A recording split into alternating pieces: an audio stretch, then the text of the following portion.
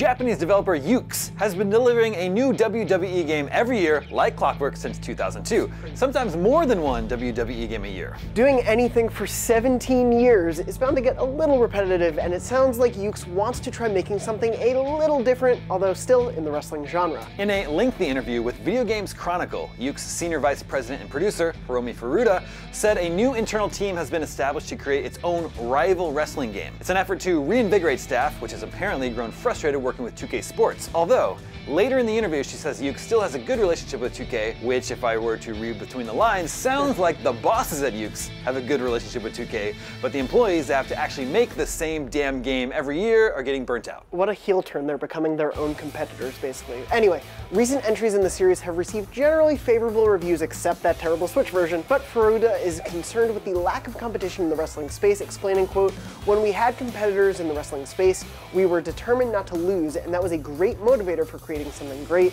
But right now, looking at the market demands, players are expecting something new every time we release a game, and we feel like we haven't achieved what we've really wanted to do."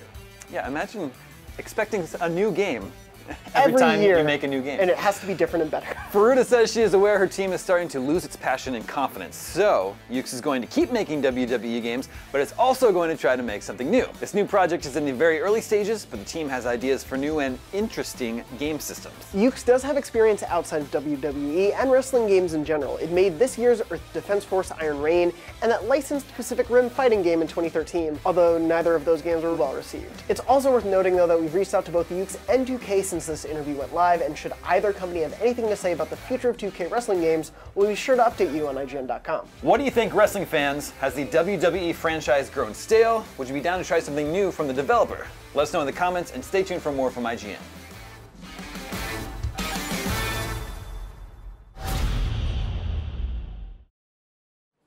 Be sure to pile drive that like button. I don't know how wrestling works.